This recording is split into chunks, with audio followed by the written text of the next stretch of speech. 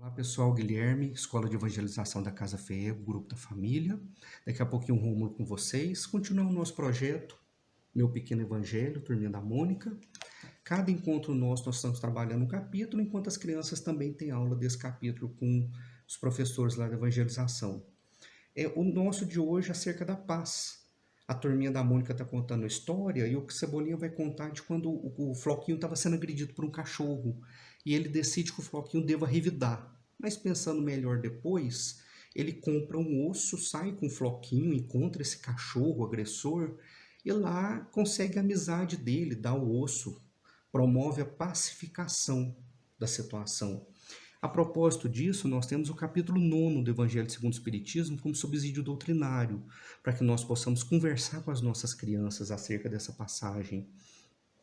Lá nós temos: bem-aventurados que são brandos, porque possuirão a terra. Bem-aventurados pacíficos, porque serão chamados filhos de Deus. Evangelho de São Mateus, capítulo 5, um no versículo 5, outro no versículo 9. Essas bem-aventuranças, elas são falas nos dizeres de Humberto de Campos, para o futuro incomensurável humano. São falas para o nosso futuro que a gente nem consegue vislumbrar, medir, mensurar. E esses dois itens talvez sejam os itens mais ligados à nossa vida presente, mais ligados ao dia a dia, porque falam da nossa terra, falam do momento atual, não estão falando do reino de Deus, uma aquisição que ainda vamos ter, íntima, né, por assim dizer, mas falam do nosso dia a dia da terra atual, que os brandos e pacíficos serão os que herdarão essa terra. Numa mudança total de paradigma, porque antes disso, os filhos de Deus, os escolhidos de Deus, eram os que cometiam a violência em nome de Deus, tinham essa outorga divina. E Jesus veio para explicar que não, de forma alguma. Os filhos de Deus são os que são brandos, pacíficos, humildes de coração, puros de coração, são os que têm sede de justiça. Jesus veio para nos explicar qual que é a verdadeira dimensão e ponto de vista que nós devemos considerar enquanto encarnados aqui na Terra. Senão não tem sentido nenhum, né? E aqui, esses dois itens são extremamente ligados com o mundo de regeneração, porque os brandos e pacíficos vão herdar uma terra de brandos e pacíficos, em que os violentos não mais poderão reencarnar.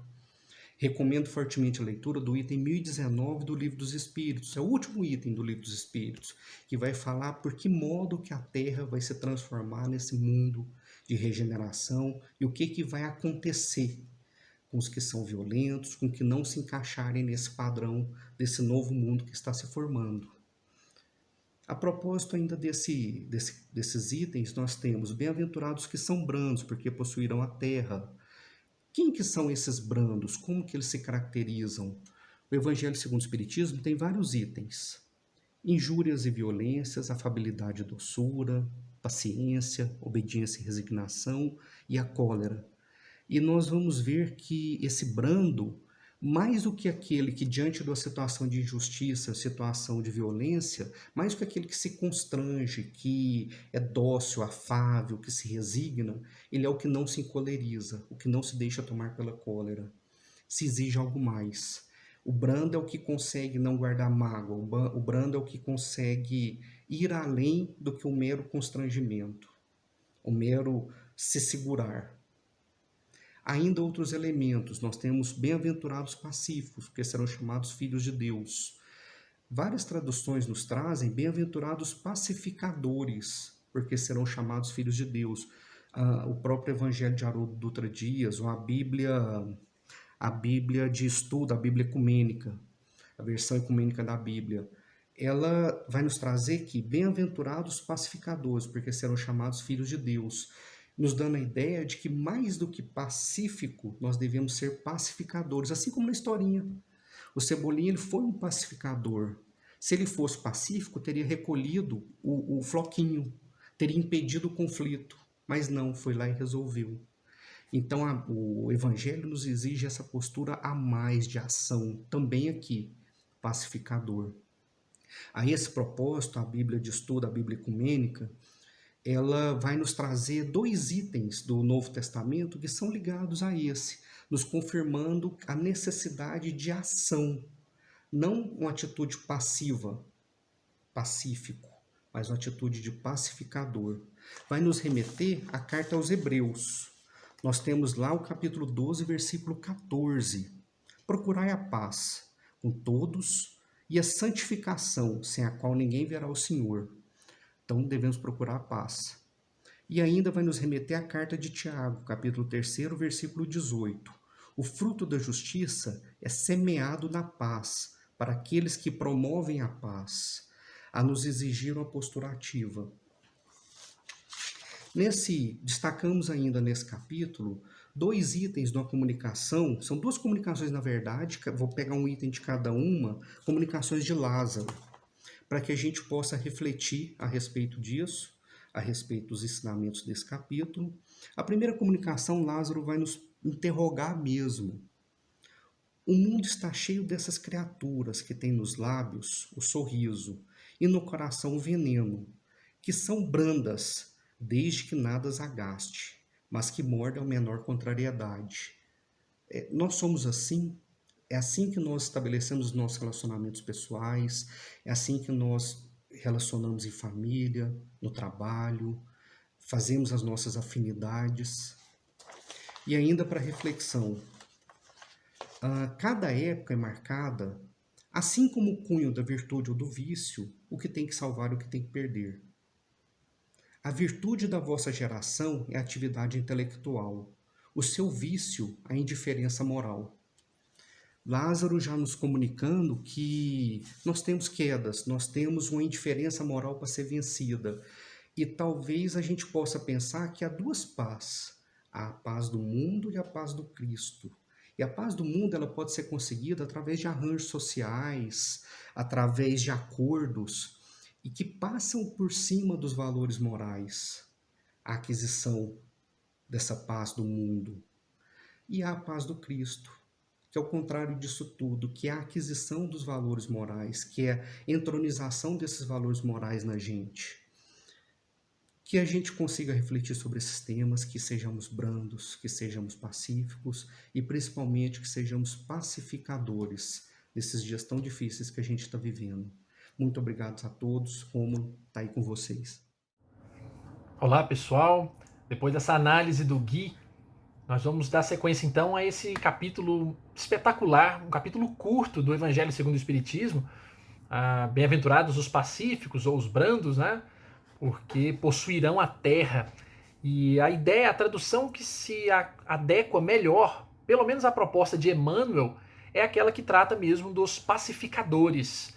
Porque nós vamos ver que Emmanuel trata um pouco distinto essa ideia de quem é pacífico por natureza ou por comportamento, mais do que um comportamento, um jeito de agir.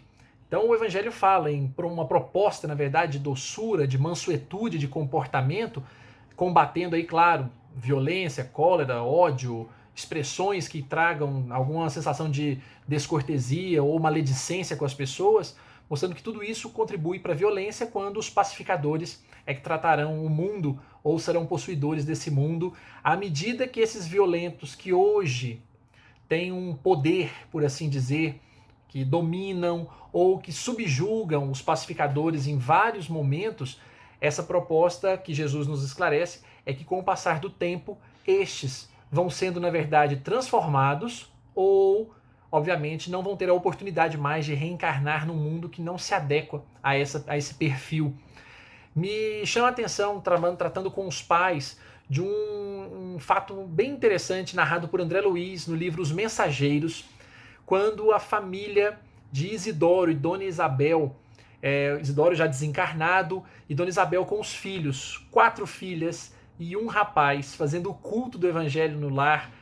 As filhas têm uma forma muito harmoniosa de tratar a mãe, mesmo passando por dificuldades, um ambiente muito mais simples, mas o filho não. O filho já tem uma proposta, na verdade, mais ligada aos bens materiais, e ele provoca a mãe no meio do culto, propondo a venda do ambiente onde eles faziam o evangelho, questionando a pobreza na qual viviam.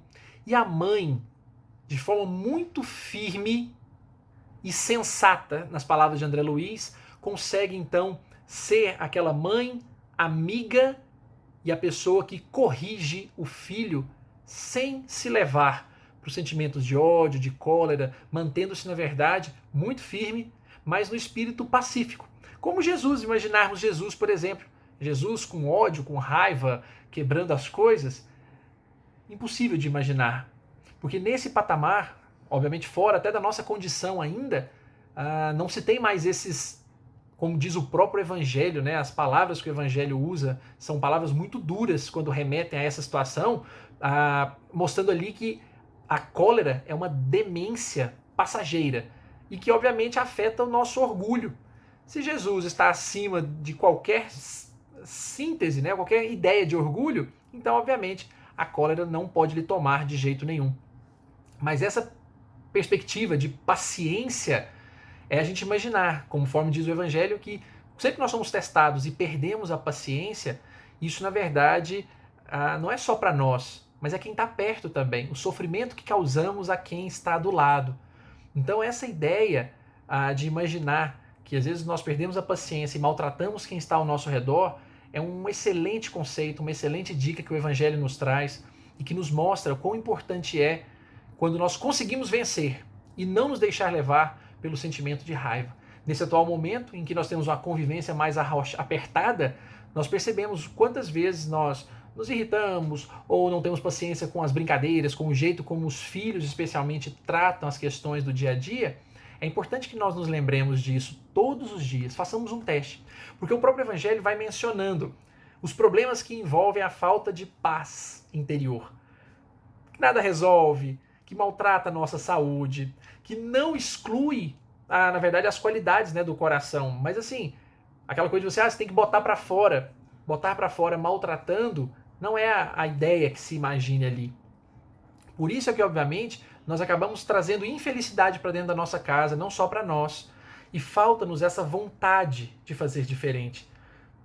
Por isso é que, claro, quando lá no Livro dos Espíritos, né, na questão 909, pergunta se a gente pode vencer as más inclinações, os Espíritos dizem que sim, por esforços insignificantes. O que falta é vontade. Então, a vontade de transformarmos, sermos pacificadores, é algo que vale a pena, especialmente aqui nesse livrinho Vinha de Luz, por Emmanuel, pela psicografia de Chico Xavier, quando ali ele nos remete a uma mensagem muito especial, paz do mundo e paz do Cristo. E ele faz uma belíssima análise mostrando que nos círculos da carne, a paz das nações costuma representar o silêncio provisório das baionetas, a paz dos abastados e inconscientes é a preguiça, a dos que se revoltam no quadro das lutas necessárias é a manifestação do desespero doentio, a paz dos ociosos é a fuga ao trabalho, e vai fazendo uma série de, trazendo exemplos, mostrando que a paz que se tem no mundo, a paz, por exemplo, do vingativo é ver a pessoa sofrer, a paz da pessoa que quer, na verdade, mandar no dinheiro é ver a pobreza alheia e o sucesso apenas individual. Então essa paz, Emmanuel menciona que não é uma paz celestial, ou a paz que Jesus nos oferece. Basta vermos na historinha que foi contada pelo Gui agora há pouco, o Cebolinha poderia ter permanecido em casa, remoendo a dor de ter visto o seu cachorro, por exemplo, ter sido atacado, né, ou de alguma forma ter sido maltratado. Isso significaria muitas vezes paz. Ele não foi lá. Sim, ele não foi lá descontar. Mas ele tomou uma outra iniciativa. Ele foi lá pacificar verdadeiramente. Foi tomar a iniciativa. Então, muitas vezes, nós nos escondemos, nos guardamos, mas mantemos aquele remoer dentro do coração que nos impede, na verdade, de agirmos como pacificadores. E nossos filhos, nos vendo assim, provavelmente também vão aprender a ser assim. Por isso, Emmanuel conclui, e eu encerro com a frase dele, diz apenas: não te esqueças de que a paz no mundo pode ser muitas vezes o sono enfermiço da alma. Sono enfermiço da alma. Busca desse modo aquela paz do Senhor, paz que excede o entendimento, por nascida e cultivada, portas adentro do espírito, no campo da consciência e no santuário do coração.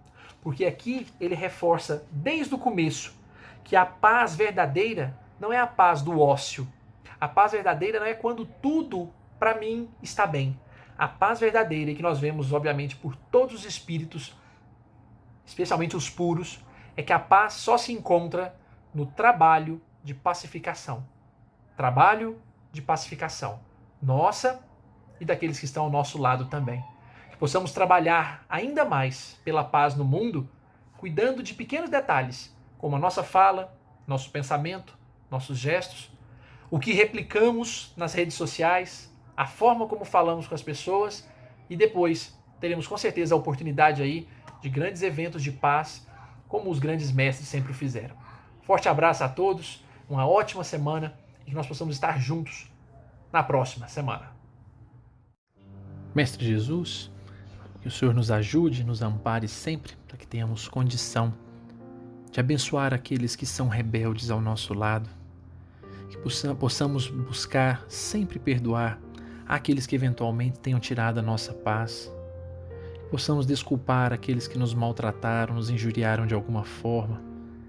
Ajuda-nos, Pai do céu, a permanecermos em harmonia cada dia mais, vencendo nosso orgulho, nossa vaidade, procurando instruir ainda mais aqueles que sofrem das chagas do orgulho. Que o Senhor nos abençoe e nos proteja, nos iluminando, para que os nossos perseguidores, nós consigamos, de alguma forma, cuidar deles, para que não esqueçamos de que somos, na verdade, devedores e que temos condição, sim, de assumirmos nossa humildade e ajudarmos aqueles que precisam. Obrigado, Pai do céu, por nos trazer a paz e que possamos semear a paz por onde passarmos, agora e sempre. Que assim seja, Senhor.